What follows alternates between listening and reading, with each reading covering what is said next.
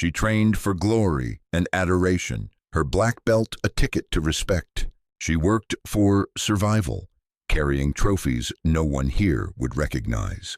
On the tatami mat, two worlds met, privilege versus grit, pride versus silence. What started as a challenge would reveal stories no one dared imagine. When the past returns to the mat, only honesty can win.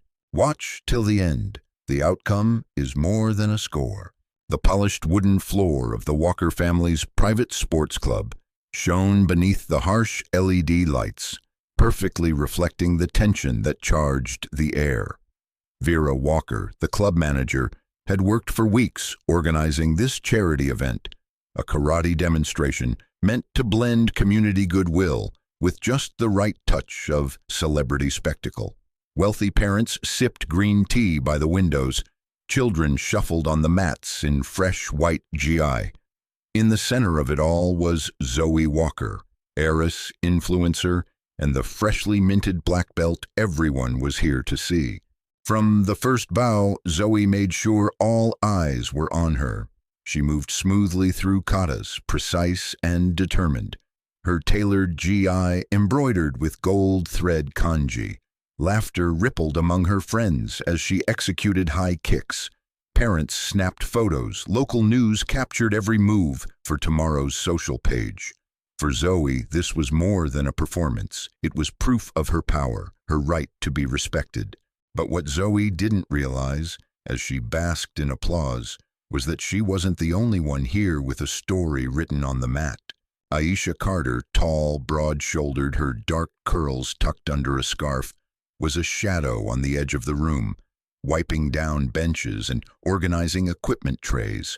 Most thought of her as just another new hire, the help who came on late shifts. Only a few staff knew the rumors, that years ago, before a family tragedy, she had lived a very different life, that her name, once, had meant something in martial arts circles. During a break, Zoe wandered to the edge of the tatami, overhearing Aisha explaining a technical point about low stances to an anxious young cleaner.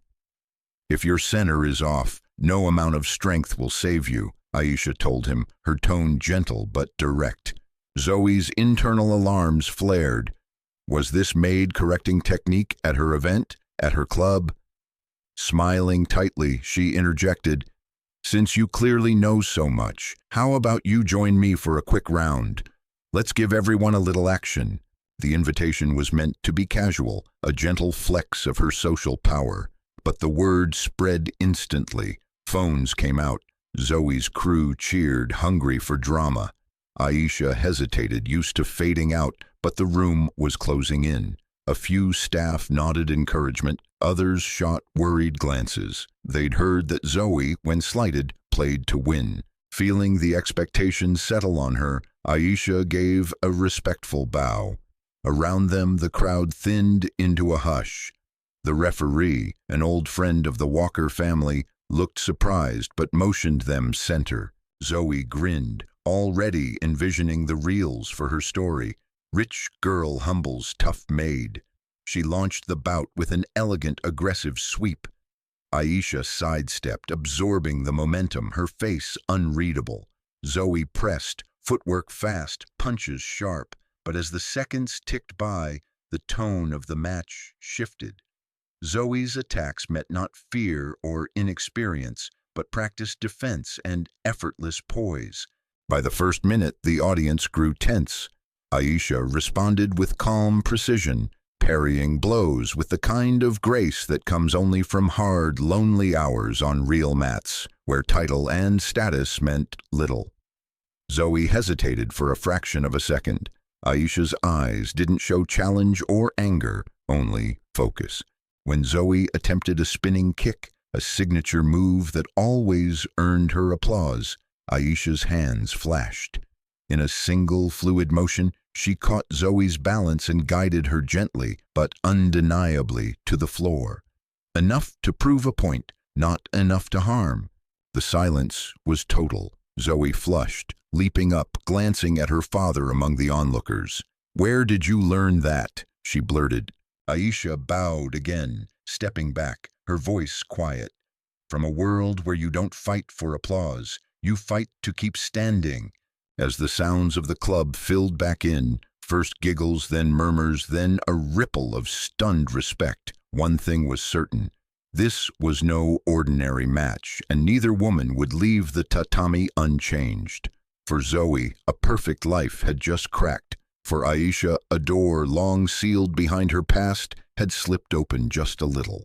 Whispers raced across the sports hall as Zoe and Aisha squared off on the tatami. The mood was electric.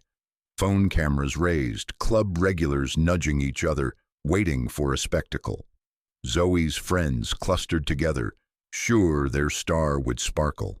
Staff lingered at the edges, nervous, a few with hope in their eyes, for the quiet woman challenger. Zoe bounced on her toes, grinning for the crowd. She moved as she always had, sharp, confident, her GI spotless, her black belt tied with careful perfection. Every motion was performed as much for the lens as for the opponent, and she launched the match with a flourish. A series of fast punches and a spinning kick, aggressive and elegant. The crowd gasped, some calling encouragement. Several whispered, "She'll make it look easy." Aisha's reply was silence. She shifted lightly, meeting Zoe's attacks not with dazzling counters, but with absorptive, seamless defense, blocking, sliding, letting each blow land a harmless inch away or slip down her arm. The beat of the match changed. Zoe kicked higher, swung wider, for the camera, for her pride, but each time Aisha adjusted, always exactly where she needed to be. Only careful observers noticed how she read Zoe's timing before it happened, barely shifting to avoid the force. Zoe frowned, sweat beading at her temple. She was not used to being unreadable. Her sparring partners always telegraphed nervousness, always flinched at her speed. But Aisha, there was no panic. Each exchange just deepened her calm, her gaze steady, her hands gentle even as she parried power with barely a touch. The referee, at first hesitant, was now intent, watching a match that no longer felt staged. For Zoe, frustration grew. She attacked with more flair, louder kiais, bolder attacks. Still, every strike met only air or a perfectly timed block. Finally, Zoe, breathing hard, tried her most dramatic sweep, a move that had floored local tournament champions. Aisha bent her knees, letting the momentum slide past, and without arrogance executed a counter, not brutal but subtle, a classic throw practiced across 1,000 lonely nights. Zoe landed on the mat, not painfully but with finality. The crowd stopped. Some dropped phones. Applause was slow, uncertain, before swelling into shouts and claps, not for spectacle but for something truer. Zoe's face flushed, and for a moment she thought about refusing the offered hand, but she took it. As Aisha helped her up, Zoe forced a laugh. "You could have shown off. Why didn't you?" Aisha's answer was soft, but all those near the ring heard, "Strength isn't just in winning, it's in how you let others stand up too." From the sidelines, a gym coach's voice pierced the pause. "Isn't that—" "No way, she's not just staff, she's the Aisha Carter." Suddenly, whispers ignited. Aisha, the quiet worker, had been world champion, her old posters still hanging in dusty clubs. Zoe, stunned, stared. On her mat, in her world, the only thing she'd truly revealed tonight was her own blind spot. And as the club's buzz grew, Aisha gave a final bow and stepped away. The cameras caught it, not arrogance or triumph, but the dignity of a fighter who knew what mattered most, had nothing to do with applause, medals, or money. The aftermath of the match lingered long after everyone stepped off the mats. For Zoe, humiliation burned under her skin, her performance, her smile, every carefully rehearsed move undone in a handful of quiet minutes. Her friends surrounded her with half-hearted applause. A few easy jokes to break the tension, but Zoe felt suddenly raw and alone. painfully aware of every camera that had filmed her defeat. Aisha quietly retreated to the changing room. For years she'd hidden herself, kept her medals boxed, name unspoken. She moved with quiet purpose, changing quickly and hoping the attention would fade. But the atmosphere in the sports club had changed. The whispers now held awe, tinged with something else, apology maybe, or envy. Outside, the crowd buzzed with discovery. A young coach flipped through his phone, pulling up an old highlight reel from a world championship. There was Aisha, lighter and grinning, arm raised in victory on a stage 10,000 miles from this gym. "I knew I'd seen her somewhere. That's her," he exclaimed, passing his phone to Zoe's stunned friends. Zoe's father, Mr. Walker, approached with a mixture of pride and concern. "Forget it, honey," he whispered, squeezing her shoulder. "No one will blame you, but it's good to be humbled sometimes." Zoe tried to smile, but his words offered little comfort. It wasn't just being outmatched that stung. It was how blind she'd been to the truth behind a uniform and quiet eyes. As news swept through the gym, a viral story in the making, Aisha's secret could no longer be contained. Staff members approached her in the hallway, some with congratulations, some apologizing for never having asked about her past. The cleaner she'd helped smiled shyly, whispering, "Thank you, Sensei," before dashing away. Aisha met Zoe coming around the corner, their eyes locking for the first time without an audience. Silence stretched between them before Zoe managed quietly, "You should have told us who you were." Aisha shrugged. Her voice was kind, not bitter. "Would it have changed anything? Here, I'm just the maid. Out there, I had to fight for every bit of respect. Karate taught me to be strong anywhere, not just on a podium." Zoe's bravado faded. The words settled deep, uncomfortable but honest. "I didn't see you," she said. "I thought all that mattered was the fight." Aisha smiled, a real one, gentle and forgiving. "Sometimes it is, but more often it's about what you do after, how you listen and who you lift up." For Zoe, it was a lesson more devastating than any throw, a loss that pierced deeper than the bruise on her hip. All her practice, all her titles felt suddenly like pieces of a story she had only half understood. By nightfall, the clip of the match was everywhere, sparking heated arguments online and admiration for Aisha's skill and humility. But at the club, something softer had shifted. The staff held their heads higher. The regulars spoke of Aisha with respect, not for her medals, but for the dignity she brought to both victory and silence. For Zoe, shame slowly turned to reflection. Maybe this wasn't the defeat she feared. Maybe, just maybe, it was the beginning of something stronger. Days passed, but the match and its web of consequences showed no signs of fading. The gym, usually a domain of snappy orders, focused sweat, and casual hierarchy, had become a stage for whispers and self-examination. Staff shared Aisha's victory clip in private chat threads. Members who'd barely glanced at her before now watched her cross the lobby with new respect. For Zoe, the world felt off balance. Her messages flooded with reactions, some fans defending her, others loudly supporting Aisha's quiet power. Unexpectedly, school friends, old senseis, and even sponsors texted, "Humbled yet? She's special. Learn from this." Shaken, Zoe showed up at the club each afternoon out of habit, but her routines rang hollow. She tried extra rounds on the bag, pushed through drills, but found her mind returning to that measured look Aisha had given her on the mat. Not a look of rivalry, but of understanding. The humiliation morphed into another feeling, a gnawing recognition of her own limits and a curiosity she could no longer ignore. Meanwhile, Aisha quietly resumed her duties, cleaning gear, helping with kids' classes, supporting at the front desk. Yet her privacy had vanished. Young athletes smiled shyly, some bowing as she passed.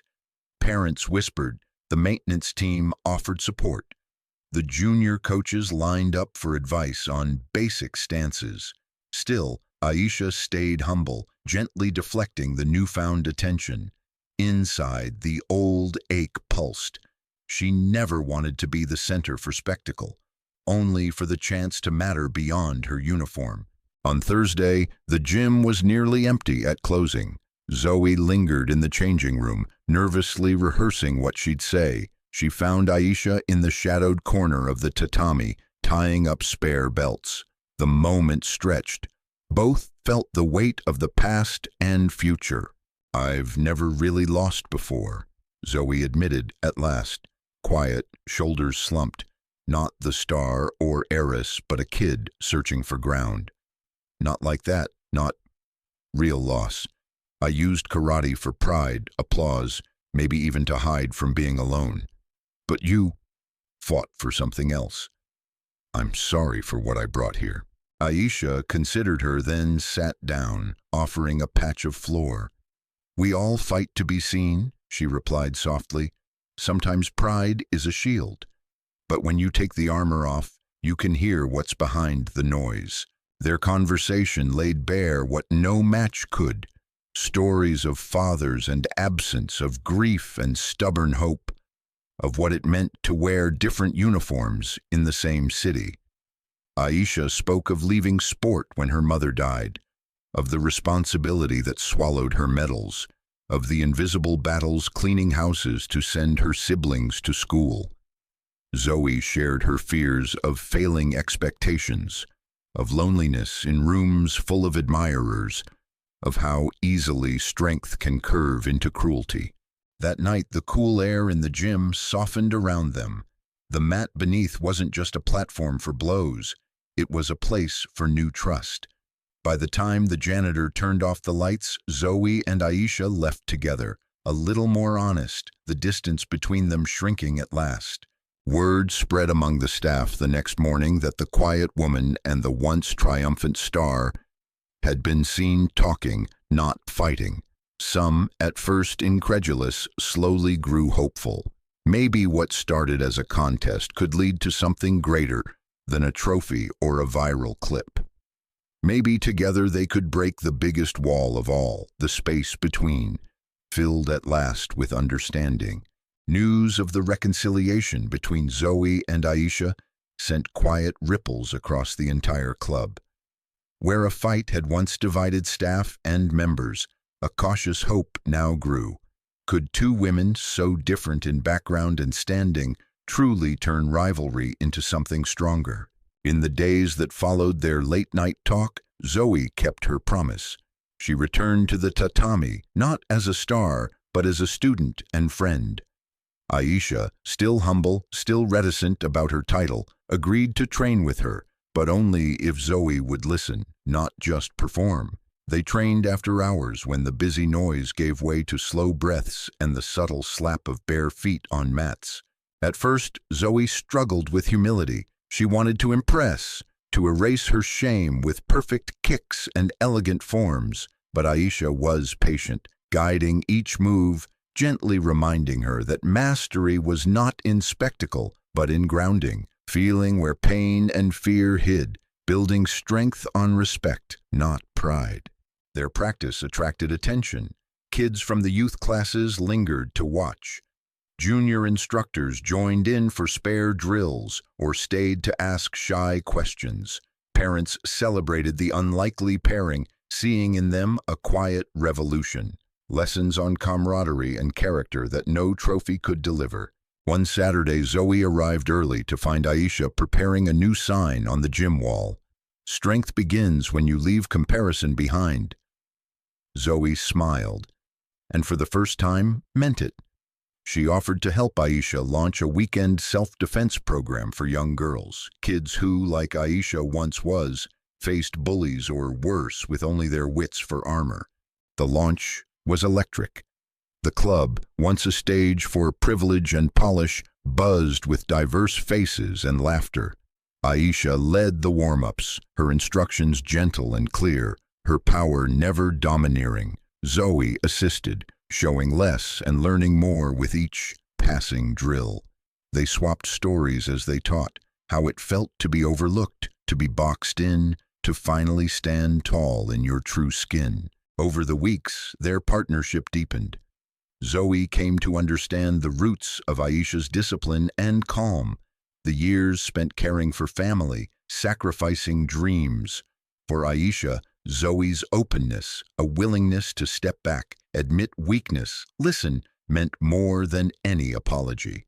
As the program flourished, so did the community.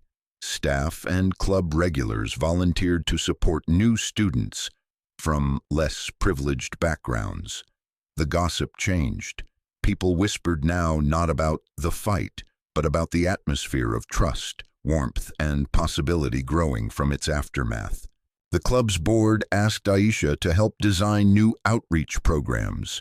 Zoe's followers began sharing not just highlights of kicks and wins, but stories of growth, courage, and gratitude.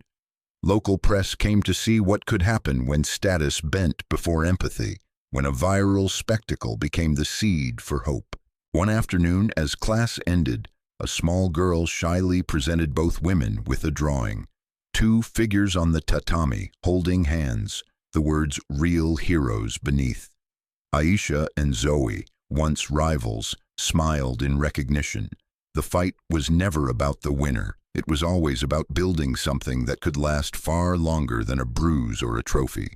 Together they bowed to their students and to each other, knowing that true victory was found in the space where walls once stood, and where, at last, respect grew freely, side by side. The months that followed brought a quiet, lasting transformation, not just to the club, but to the women at its center, and to every child, parent, and staff member touched by their partnership.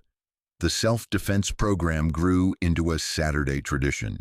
Tatami mats filled with diverse faces, the air crackling with encouragement rather than rivalry. Where the club's mirrors once reflected individual prowess, they now showed a team, Zoe, Aisha, their students, sweating side by side, learning from each other in countless ways. Zoe found a strange, beautiful freedom in her new humility. She stopped measuring her worth by trophies, applause, or Instagram likes. Instead, she grew in presence, real, steady, able to admit what she did not know, and willing, at last, to trust someone else's teaching. Her family noticed the change. Her followers did too. Where once she'd dominate with bravado, she now led with questions, open about her journey from pride to partnership. For Aisha, the ripple was even deeper. No longer just a hidden champion, she was recognized as a mentor, a builder, a survivor who transformed pain into purpose. Letters arrived from girls at other gyms, some as far as Europe and Africa, saying how her story gave them courage to try, to take up space without apology. The club offered her a permanent coaching role and funded scholarships in her name. Aisha's siblings, who used to worry she was sacrificing her gifts, now visited classes to watch her work, pride gleaming in their eyes. The two women's friendship solidified outside the dojo as well. They met for tea, shared stories of growing up, Zoe's world of lonely privilege, Aisha's forged through loss and resilience. They joked about former battles, yet both knew their greatest test. Learning to respect, listen, and trust had happened far from the shock of mats and cameras. Their biggest test came when a local news team asked to film a documentary about their journey. Cameras caught not just medals and drills, but the warmth of high fives, a community dinner, little ones tugging shyly at Aisha's GI, eager for hugs.